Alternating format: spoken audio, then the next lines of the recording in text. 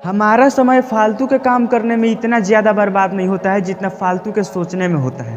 क्या करे क्या ना करे ये समस्या मानव के जीवन में तब से आई है जब से उसके दिमाग ने सोचना शुरू किया है, और इस समस्या का हम सभी शिकार भी रहते हैं। इसका नतीजा यह होता है कि पूरी ज़िंदगी निकल जाती है और हम यह फैसला ही नहीं कर पाते कि हमें क्या करना चाहिए, हम क्या करने के लिए इस दुनिया में जन्म लिए हैं। समय के सही उपयोग के लिए ये बहुत ज़रूरी है कि हमारे सामने हमारा लक्ष्य हो। हमारे माइंड को पता होना चाहिए कि हमारा ये लक्ष्य है जिसे तुझे अचीव करना है। मतलब हमको मालूम होना चाहिए कि हमें पहुंचना कहाँ है।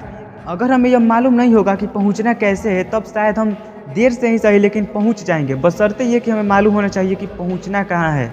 जब हम सोच समझकर फिक्स कर लेते हैं कि हम चाहते क्या हैं, तब हमारे माइंड क्लियर हो जाता है और हमारी पूरी ऊर्जा एक ही दिशा में काम करने में लग जाती है। अगर आप एक बार निश्चय कर लेते हैं तो यही निश्चय हमें वह शक्ति प्रदान करता है जो कठिन से कठिन समय में भी हमें टूटने नहीं देती।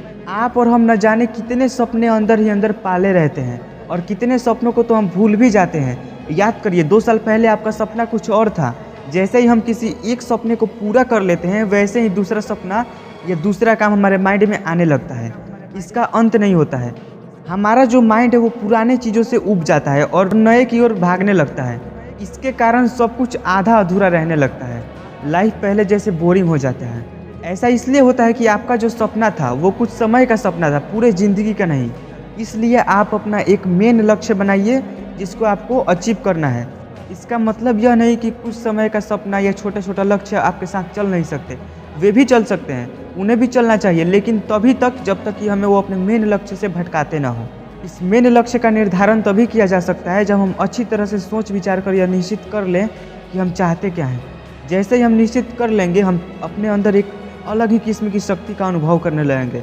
हमारी आँखों में एक अलग ही प्रकार की रोशनी आ जाएगी, आँखों में एक अलग ही प्रकार का तेज आ जाएगा, जिसमें हमारा लक्ष्य साफ साफ दिखाई देने लगेगा। हम जो समय सोचने में बर्बाद करते हैं वो सारा समय बचने लगेगा। वैसे कहते हैं ना कि 10 खरगोश के पीछे पढ़ने के बजाय तुम किसी एक खरगोश का पीछा करो, एक का टारगेट रखो। आप इस चैनल पर नए हैं तो लाइक शेयर कमेंट और सब्सक्राइब कर लीजिए।